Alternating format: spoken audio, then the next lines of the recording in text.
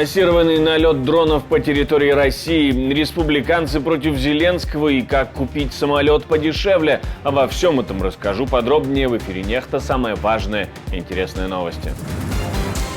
Российская Минобороны сбивает украинские дроны пачками. Правда, склады и аэродромы все равно горят. Котлубань, Волгоградская область. Атакован арсенал боеприпасов Главного управления ракетно-артиллерийского вооружения Министерства обороны РФ. Москва решает объяснить изменения в ядерной доктрине, потому что никто их не слушал. Корректировки подготовлены, но вот сейчас это будет оформляться. Россияне атаковали ЖД-вокзал в Запорожье, есть пострадавшие. Спасибо, что смотрите, спасибо за доверие. Не забывайте про лайки, комментарии, не забывайте подписываться на канал. Все это очень важно. Поехали. В нескольких российских областях минувшей ночью ничего не происходило, и все беспилотники были сбиты. Один из дронов, по сообщениям российских пропагандистов, поразил многоэтажку в Воронеже, что вызвало пожар, кадры которого распространялись в местных телеграм-каналах. В Волгоградской области, в поселке Котлубань, произошло возгорание на территории, где находился арсенал Министерства обороны РФ, предположительно с иранскими баллистическими ракетами и пусковыми установками. Также была предпринята попытка подрыва железной дороги в Самарской области, по которой, как сообщается, доставляются боеприпасы из Северной Кореи. Украинские беспилотники также атаковали аэродром Балтимор в Ейске, вызвав пожар. Местные жители в соцсетях пишут о том, что на этом аэродроме якобы могли хранить ракеты «Кинжал». Взрывы раздавались в Тамбовской, Орловской, Липецкой, Тульской, Воронежской и Саратовской областях. Котлубань, Волгоградская область. Атакован арсенал боеприпасов Главного управления ракетно-артиллерийского вооружения Министерства обороны РФ. Там хранилась часть иранской баллистики, а также пусковые к ним. Российская Минобороны пишет в своем телеграм, что сбили 125 украинских дронов. На рассвете российская армия обстреляла Запорожье. Есть пострадавшие. Повреждено здание вокзала. Меняется расписание движения поездов. Российские войска нанесли удар по Запорожью, сбросив 13 авиабомб. Разрушения зафиксированы в 3 районах города. Пострадали как минимум 11 человек. В результате атаки были разрушены многоквартирный дом и 15 частных домов. Спасатели ликвидировали пожар, который распространился на 9 автомобилей и 5 гаражей. Общая площадь этого пожара 300 квадратных метров. Мы только успели поговорить в предыдущих выпусках новостей на Нехта Лайв о том, что российская армия подготавливается к штурму на запорожском направлении, как россияне начали масштабные обстрелы города. О том, что происходит на фронте, о запорожском направлении российского наступления и вероятности усиления давления на линии фронта, мы поговорили с человеком, который внимательно следит за всеми событиями, с военным экспертом Давидом Шарпом. Мы уже неоднократно были свидетелями, когда вот эти прогнозы наступлений российских, иногда они более-менее иногда они воплощались в жизнь, но во многих случаях это предупреждение, предположение, психологическая война и так далее. Поэтому пока нет в открытом источниках некой информации, подтверждающей наглядно, что вот такая-то группировка там-то собралась, мне это все рассуждения будут умозрительны. Давайте вспомним заявление о том, что россияне собирались наступать на Сумскую область из Курской области. В итоге оказалось, что собирались наступать украинцы. Россияне наступать там и близко не собирались, а их наступление на Харьковскую область тоже носило несколько, я имею в виду 10 мая, носило несколько иной характер, чем то, которое обсуждалось о том, что прямо на сам Харьков огромная группировка. Огромной группировки не оказалось, и наступали с ограниченными целями не на сам Харьков. К чему я привожу эти примеры? Потому что желательно, чтобы мы подходили к делу серьезно, желательно видеть наглядно какие-то группировки, и тогда есть понимание о планах и возможностях. Вместе с тем россияне заявляют о захвате села Макеевка в Луганской области. Путина не услышали, точнее услышал тот, кому надо было, говорит Песков. В России решили объяснить свои ядерные угрозы как причину, так и время их появления, но не без угроз дополнительных.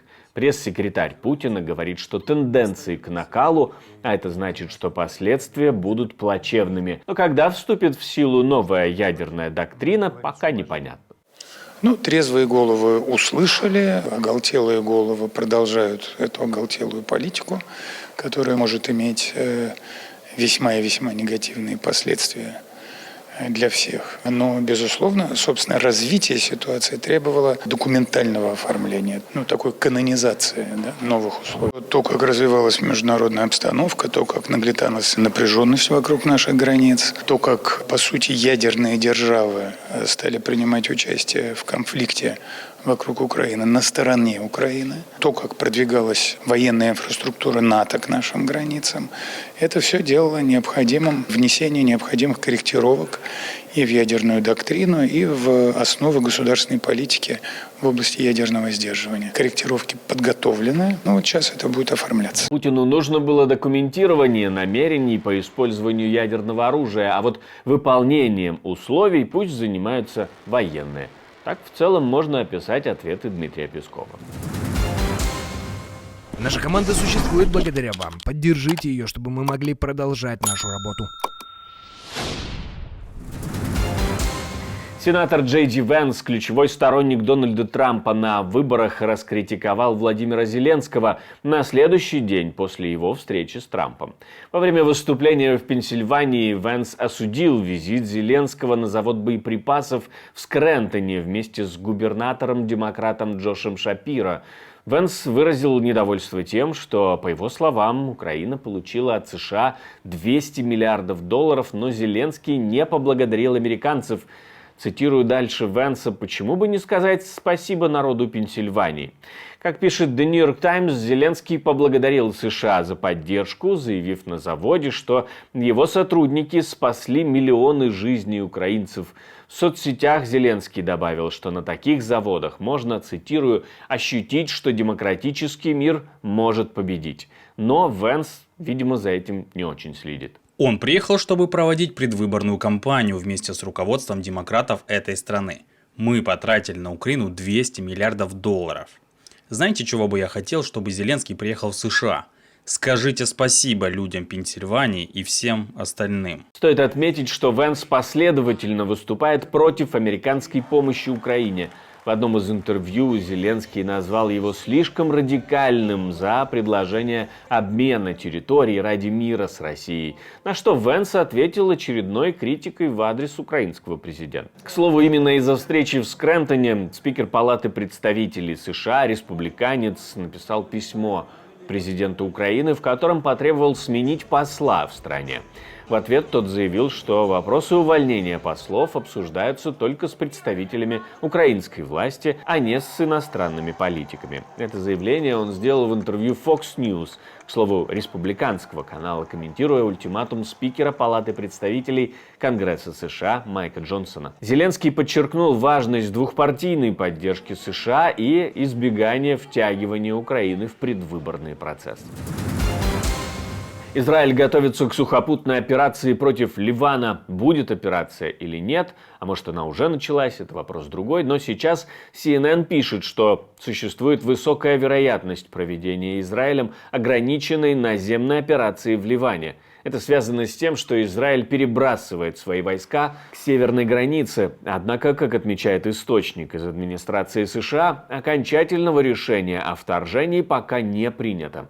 О том, будет ли действительно наземная операция израильских сил, мы поговорили с израильским военным экспертом Давидом Шарпом. Прореживание военного потенциала Хизбаллы и преподнесение им урока, им и другим союзникам Хизбаллы урока, чтобы не атаковать Израиль очень-очень долгие годы. И, наконец, для того, чтобы они, весь Ливан был гораздо более сговорчивым, такая операция скорее всего необходимо, однако есть понимание того, что за нее придется заплатить тяжелую цену, и не факт, что израильское руководство на нее решилось окончательно, но такого рода сценарий безусловно допускается. Все те шаги, на которые Израиль пошел в последние недели, можно сказать с 17 числа, например, можно и чуть раньше, они говорят о том, что Израиль может пойти на этот шаг, если иных вариантов не останется. Как мне видится, этот шаг должен быть совершен в инициативном порядке, без связи с реакциями Хизбаллы и так далее.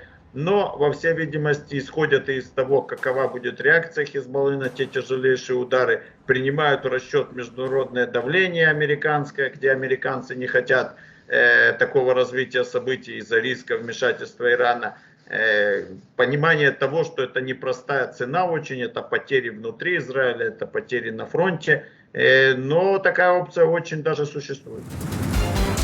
Приятная новость для тех, кто хочет купить самолет. Правда, есть вероятность, что он не взлетит. Белавиа выставили на продажу канадский самолет «Бомбардье», который находился в эксплуатации 20 лет, а последние 5 лет на хранении. Самолет продается без авиационных двигателей на условиях как есть и находится в национальном аэропорту Минск. Стартовая цена 2,92 миллиона белорусских рублей. Это примерно 910 тысяч долларов. Прием заявок на покупку завершится 24 октября, а торги состоятся 25 октября.